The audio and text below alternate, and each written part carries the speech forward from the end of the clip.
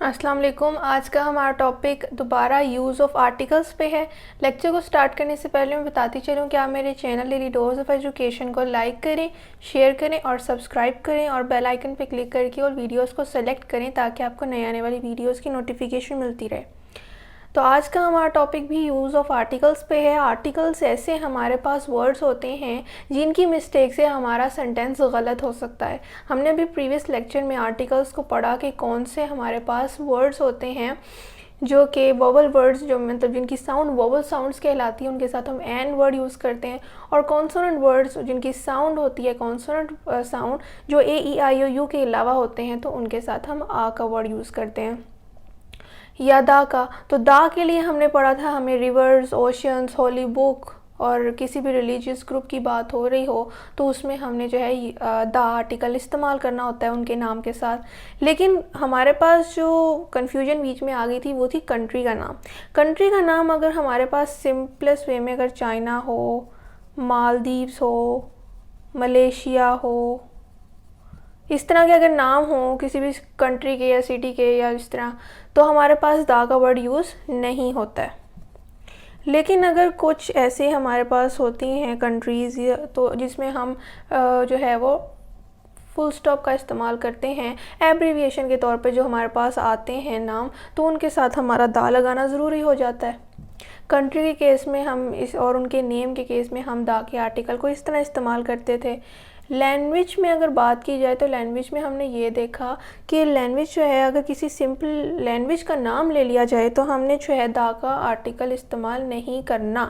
लेकिन अगर किसी लैंग्वेज के साथ जो है, फॉर एग्ज़ाम्पल इंग्लिश है, इंग्लिश इज़ माई फेवरेट जो है वो लैंग्वेज, तो तब हमारे पास इंग्लिश के साथ दा नहीं आएगा।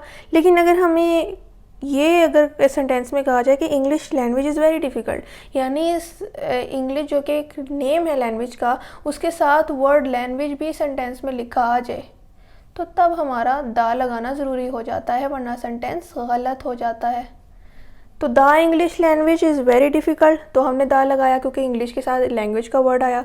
लेकिन अगर इंग्लिश के साथ लैंग्वेज का वर्ड ना डायरेक्टली आए, यानी कि English is very difficult language, तो तब हमने दा English is very difficult language कहना है।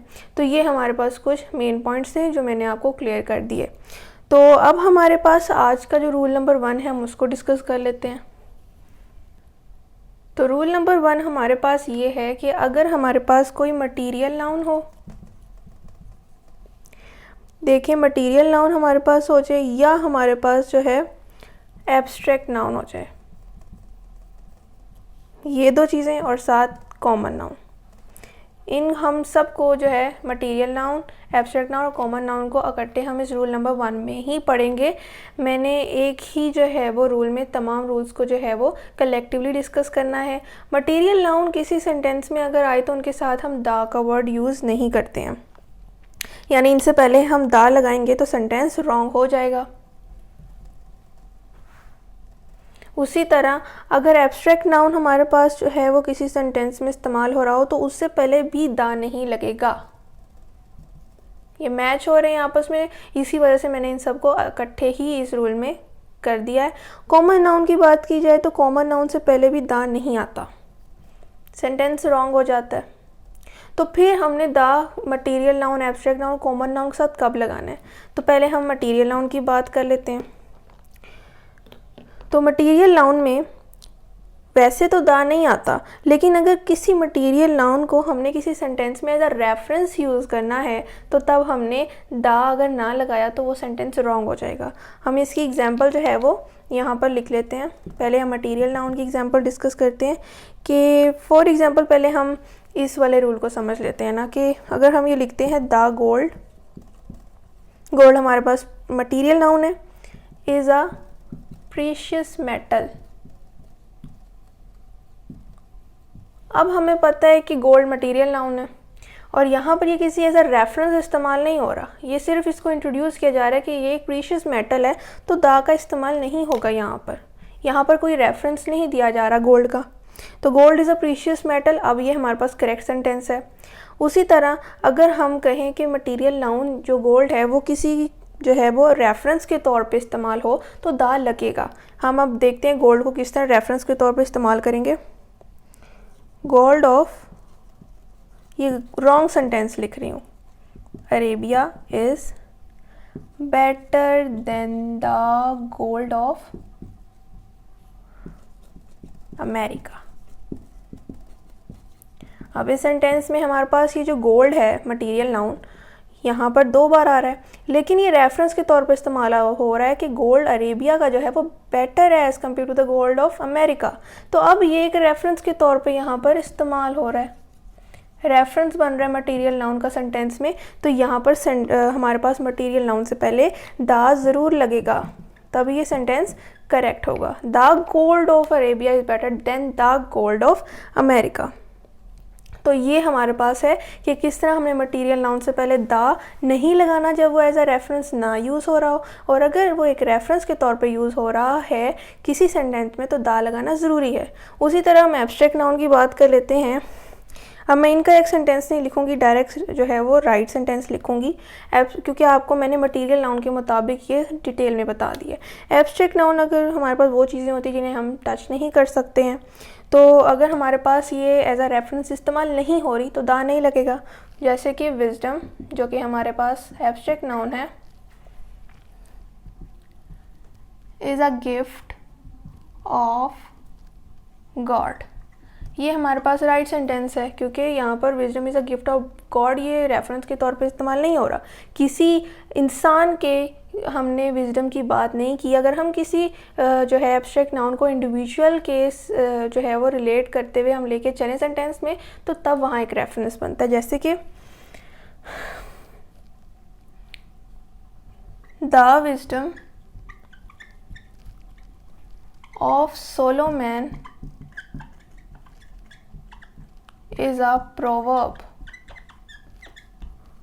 अब यहाँ पर हमने रिलेट किया है विजडम को सोलोमैन के साथ कि विजडम जो सोलोमैन का है, तो ये एक रेफरेंस बना है, तो इसलिए हमने यहाँ द का आर्टिकल यूज़ किया और जो कि करेक्ट है। उसी तरह कॉमन नाउन की बात की जाए तो इसकी हम इस तरह जो है एग्जांपल लेते हैं कि अगर हम कहें boy who came late was my friend, तो यहाँ पर हमने किसी से रिलेट थोड़ी ना किया है, तो यहाँ पर बॉय ही आएगा, द नहीं लगेगा। लेकिन अगर हम कहें the boy who came late was my friend, यहाँ रेफरेंस बन रहा है, तो यहाँ पर हमने जो है वो कॉमन नाउन के साथ जो है वो यानी बॉय के साथ द लगाना है। आप सेंटेंस को फिर सुने, boy who came late was my friend, यहाँ कोई रेफरेंस नहीं, the boy who came late was my friend, यहाँ पर हमारे पास जो है वो इसका बन रहा है रेफरेंस, ये हमारे पास करेक्ट सेंटेंस है। ये मैंने आपको इनकरेक्ट सेंटेंस करेक्ट करके बताया। तो ये था हमारा रूल नंबर 1।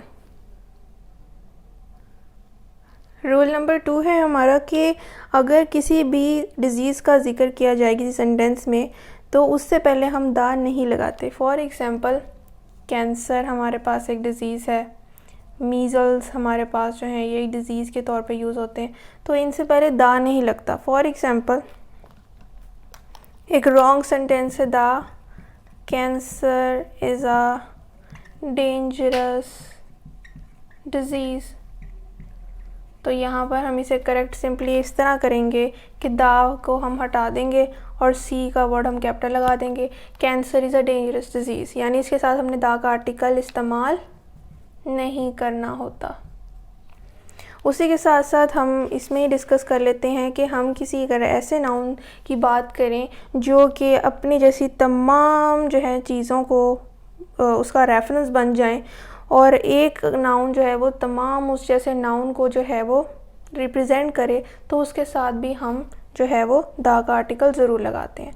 तो ये अक्सर एनिमल्स के केस में होता है क्योंकि एक एनिमल तमाम एनिमल्स की जो है वो बात कर रहा होता है। ये अब इंसानों के केस में तो नहीं होता, लेकिन एक एनिमल जो है जैसे कि हॉर्स है, तो अब हॉर्स एक यूज़फुल एनिमल है, तो अब जितने भी दुनिया में हॉर्स हैं वो फिर यूज़फुल एनिमल होंगे, यानी एक नाउन जो है वो अपनी जैसी तमाम अशिया जो है उसके लिए इस्तेमाल हो रहा है और उसी की मुराद ले रहा है, तो उसके लिए फिर हम जो है वो द का आर्टिकल इस्तेमाल करेंगे।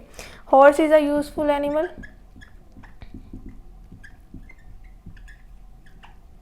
ये सेंटेंस रॉन्ग हो जाएगा। The horse is a useful animal, ये हमारे पास करेक्ट सेंटेंस है।